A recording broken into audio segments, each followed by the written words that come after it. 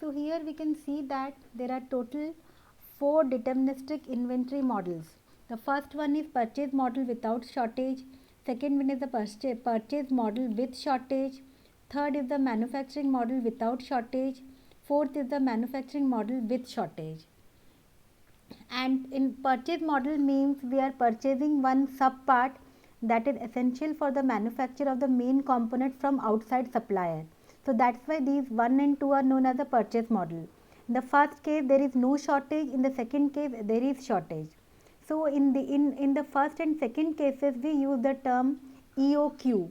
EOQ means economic order quantity. That means that is the optimum quantity that we will be ordering. Otherwise our inventory cost will increase. Whereas in case of third and fourth, you can see that it is a manufacturing model. In manufacturing model, we used to manufacture the sub part essential for the manufacture of the main part within the plant itself. Means sub part also we are manufacturing and the main part also we are manufacturing. In that case, optimum quantity of the sub part that should be manufactured is termed as EBQ. EBQ, that is EBQ, that is economic batch quantity. So for when we use the terms manufacture, we use the term EBQ, economic batch quantity. When we use the term purchase model, we use EOQ, economic optimum quantity. So this is the difference between purchase model and the manufacturing model. So here first one, that is the purchase model without shortage, that is a basic EOQ model, that derivation of all the formulas of EOQ and optimum quantity that I have derived in my video lecture 1 of inventory model. And so today I will start the second one, that is the purchase model with shortage. Now the question comes, what is shortage? What we mean by shortage or stock out condition? Shortage cost, very simple. Shortage cost means when demand exceeds supply. That is our shortage cost. Example, shortage cost when demand exceeds, whatever may be the reason, when demand exceeds supply, it leads to our shortage cost. So in order to, actually shortage cost is occurred in order to maintain the goodwill of the customer as well as to satisfy the demand at a later date, we go for the shortage cost. Example of this shortage cost is like filling back orders through expedited shipping, so which increases the cost. We will be filling the back orders only at a that means the order that are filled at a later date are known as the back orders due to this shortage cost. Filling back orders through, so we have to pay more for the shipping, for speedy shipping, so it increases our overall cost of production of the product. This may happen. Or we have to purchase the stock or the raw material what is required for the purchase of that sub part at higher prices. So it will increase the shortage cost. So this is all about the shortage. And in this model, that is a purchase model with shortage. So now there is another term, that is back ordering. This is the shortage cost. Number 2, back ordering.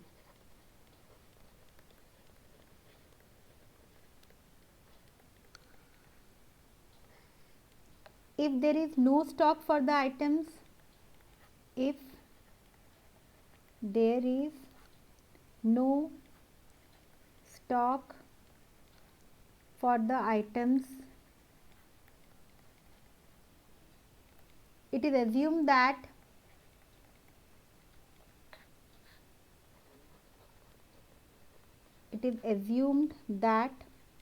it will be satisfied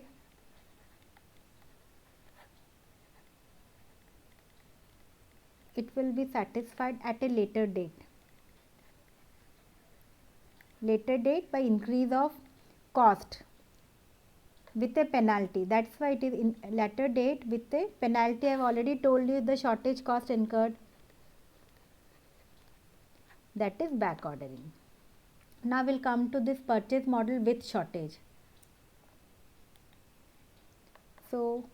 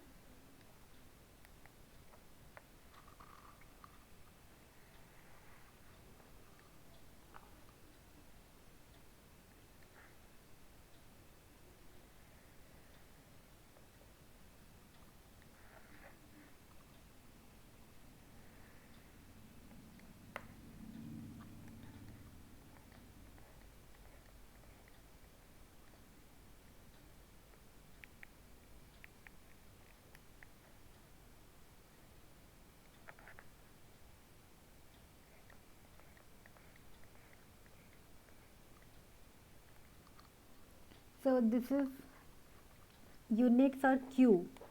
Q we always give in y axis. This is units, and x axis is always time. And we can see that here this is the level of maximum inventory. This is our Q1, and here this is Q2.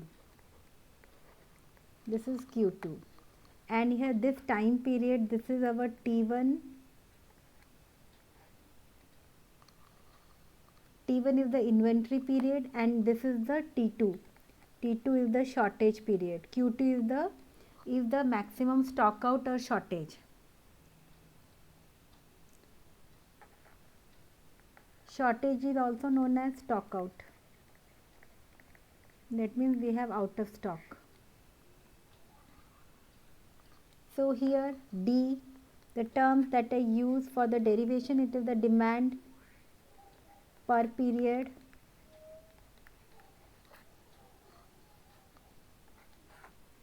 and CC, carrying cost per unit per period, carrying cost per unit per period, CO, ordering cost per order, CS, shortage cost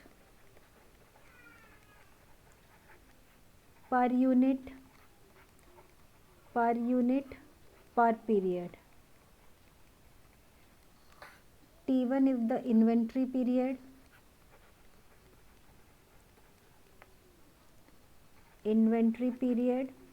That means here the items are drawn from the inventory as needed, and T2 is the shortage period.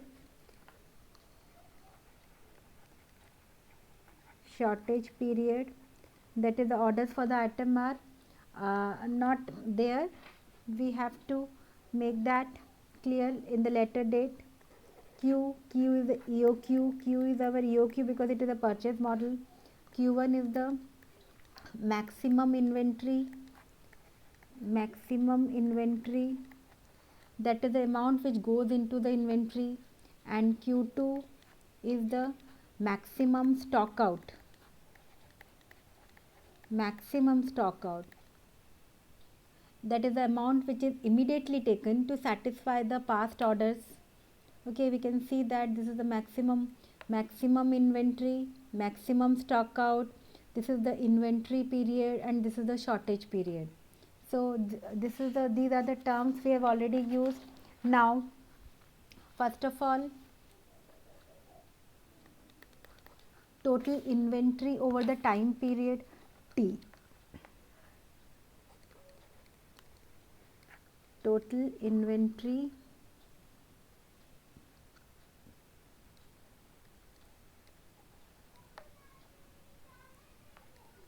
over the time period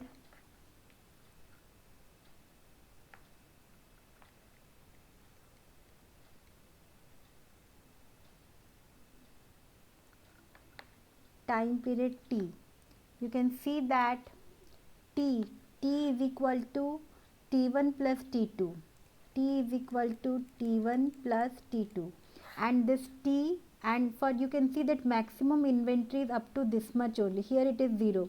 So maximum inventory will be over the period time, it is Q1 and T1. It is this area of triangle, that is the half Q1 into T1.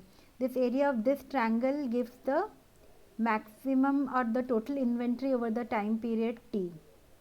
So area of this triangle is half total inventory over the time period T. It is half Q1 into T1. Okay, then average inventory will be just divided by 2. Average inventory at any time is equal to half Q1 T1 divided by T. Then this is the average inventory. Then we will deal with the cost. Then annual inventory carrying cost. Then annual inventory carrying cost is equal to CC. CC is the carrying cost. You can see that CC is the carrying cost per unit per period. So for this much, this is the carrying cost per unit per period. So for this much inventory, CC will be multiplied by this average inventory. So it is CC multiplied by half Q1 T1 by T. So this is equation 1. Then we will go to the shortage cost. Total shortage cost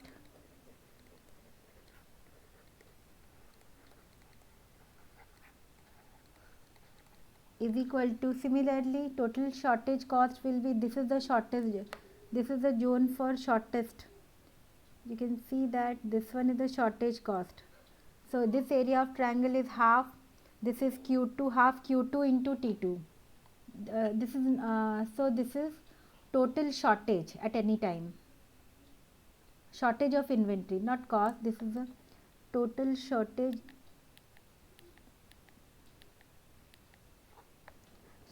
of inventory is equal to half Q2 into T2. Then average shortage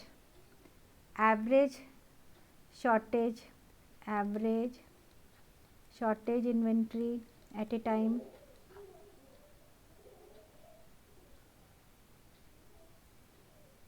is equal to half Q2 T2 by T. Then annual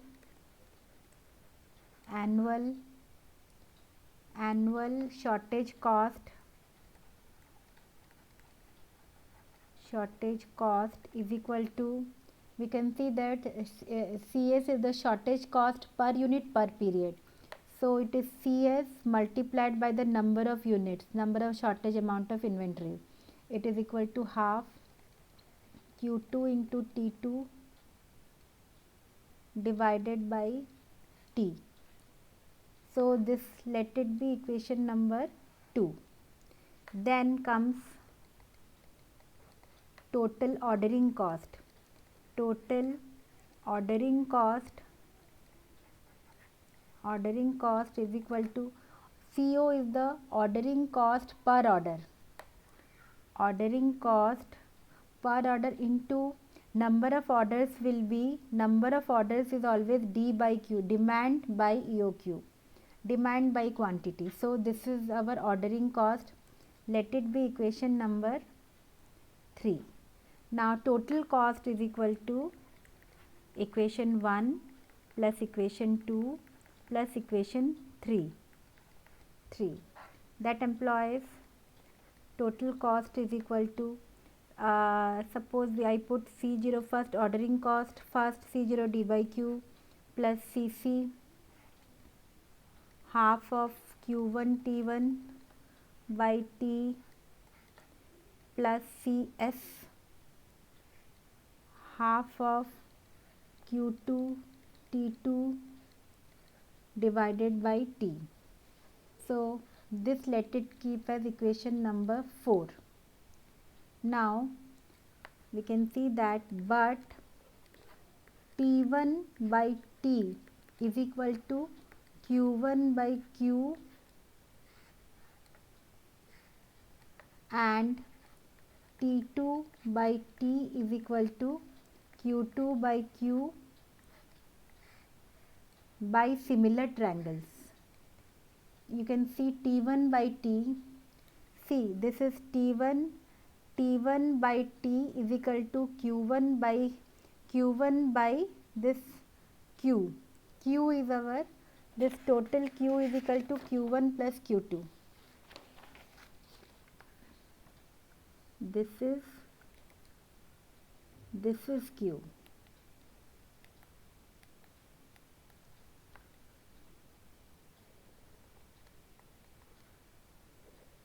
This is Q. So you can see that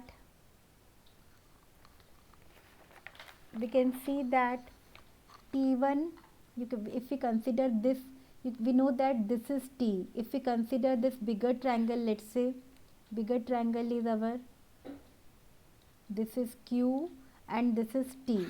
This is Q and let's say if we join this, this will be T. This triangle and then this triangle, if we consider for similarity, so we can see that this triangle is similar to this triangle. Therefore T1 by T is equal to Q1 by Q.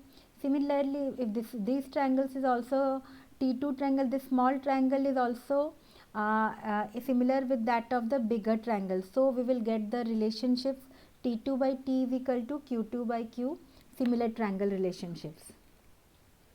Similar triangles. So we can have the T1 in terms of T and Q1. That implies T1 is equal to Q1 by Q into T. Let it be equation number 5. And similarly T2 is equal to Q2 by Q into T. Let it be equation number 6. Also we know that Q2 is equal to Q minus of Q1. Let it be equation number 7. Now putting the values of,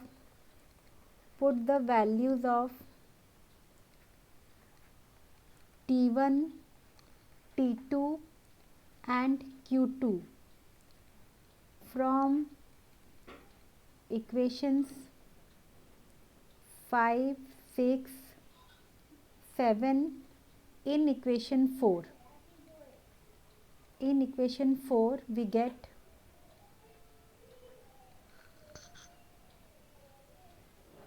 TC C0 into D by Q, C0 into D by Q plus Cc into half of Q1 by Q into Q1. We have put the value of T1 by T. So this is done, plus Cs half of Q2, instead of T2 by T we have put Q2 by Q. So total cost, that implies total cost is equal to C0 into D by Q plus Cc into half of Q1 square by Q plus Cs into Q2 square by Q, 2Q. So total cost is this much. Again, instead of Q2 also we can convert this Q2 also in terms of Q and Q1. So it is equal to C0 D by Q as it is, we have fixed it, plus Cc by 2Q into Q1 square plus Cs. Instead of Q2 I am putting it Q minus of Q1 square divided by 2Q, and now I am keeping this equation as 8. Now for determining the optimum values, for determining the optimum values of Q1 and Q, you can see in this equation the unknowns are our Q and Q1. We will take derivative of first total cost with respect to Q1 is equal to 0. Then after that we will do with respect to Q. So we will get Cc, this term will be 0 as it is a constant, or Cc by 2Q is equal to 2Q1 plus Cs by 2Q is equal to 2Q1 minus of 2Q is equal to 0. So on solving this we will get 2Q1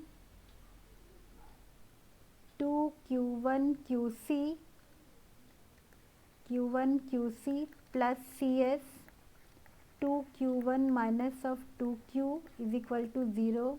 Ultimately we get that implies Q1 is equal to QCS by Cc plus Cs.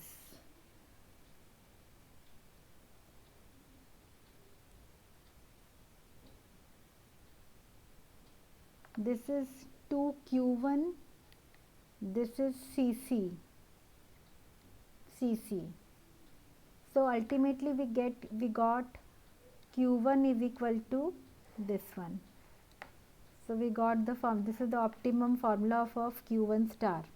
Then again we will take the derivative of total cost with respect to Q is equal to 0. Then we will get that implies minus C0D by Q square minus half Cc into Q1 square divided by Q square plus half Cs is equal to 1 minus Q1 square by Q square is equal to 0. That implies minus C0 D by Q square minus Cc by 2, then Q1 square by Q square plus Cs by 2 minus Cs by 2 Q1 square by Q square is equal to 0. That implies minus 2 C0D minus Cc Q1 square plus Cs Q square minus Cs Q1 square is equal to 0, divided by it will be your 2Q square. I have taken a common LCM of 2Q square. Ultimately you will get minus 2 C0D plus Cs Q square minus Q1 square minus Cc into Q1 square is equal to 0. That implies 2 C0 D plus Cc into Q1 square is equal to Cs Q square minus of q1 square. If we solve it, we will get 2c0d plus cc q1 square is equal to cs. Okay, so this is done. So it will be plus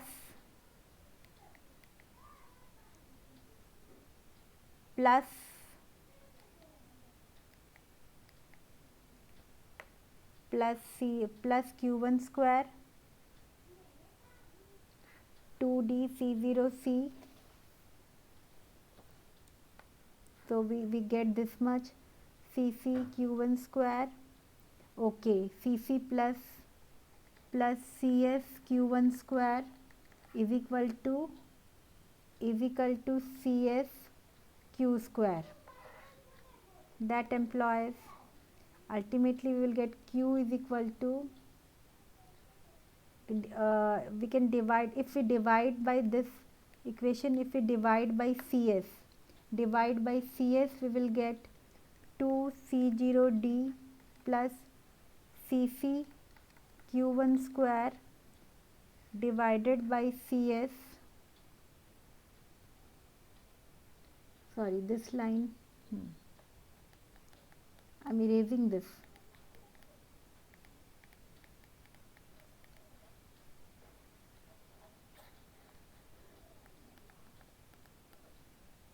After this step, we can see if we divide this entire equation by cs, we get q square minus of q1 square.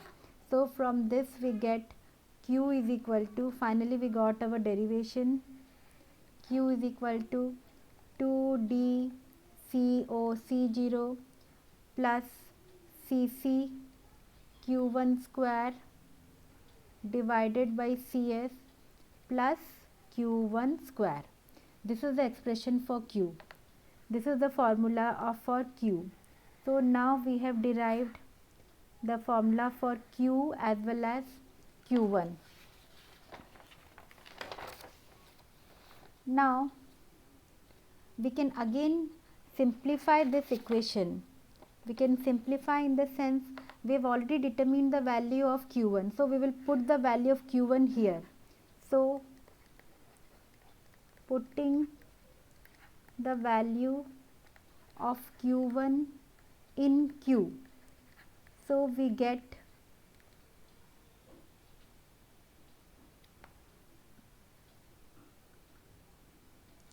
if we make it a square, q square is equal to q1 square plus 2d c0 by cs plus cc by cs into q1 square. Now putting the value of q1 here, so that implies q square is equal to q1 square 1 plus cc by cs plus 2c0d by cs. That implies q square is equal to qcs by cc plus cs whole square into cc plus cs. We have put the value of q1 this much plus 2d c0 by cs. So that implies q square is equal to q square cs divided by cc plus cs plus 2 c0 by cs into d. Finally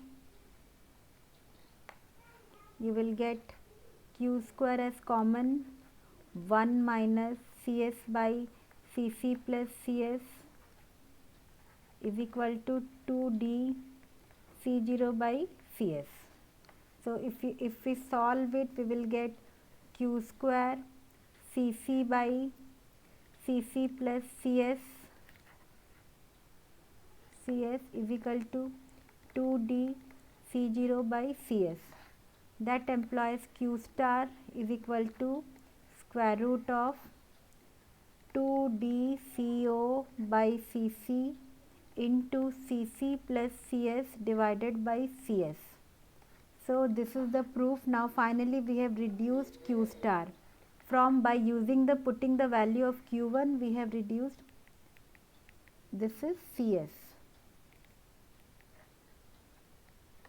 So this is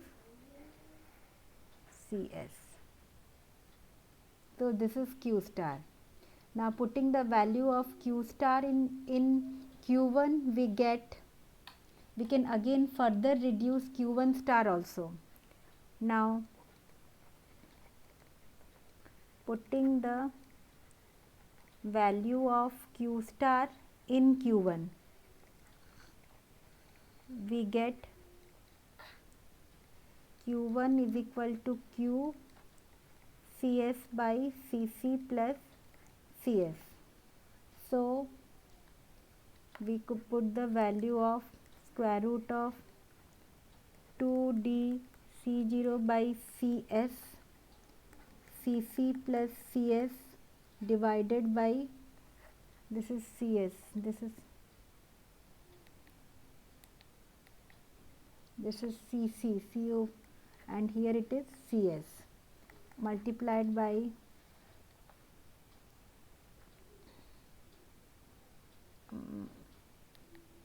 is equal to Cs by Cc plus Cs. So if we ultimately solve it, it will be reduced to Q1 star will be 2d C0 by Cc into Cs divided by Cc plus Cs square root. So this is Q1 star final formula. So this is the final formula for Q1 star and this is the final formula for Q star, and we know that Q2 star is equal to Q star minus of Q1 star. So in this way you can determine finally Q2. Then T star, then T is at cycle time is equal to Q star divided by D. Then T1 star is equal to Q1 star divided by D. This is T1 star. Similarly, T2 star is equal to Q2 star divided by D. So we have now determined all the formulas. So we can work out the problem later on. So I think you guys have understood how I have done the derivation, and in the next video I will be working out for the manufacturing model.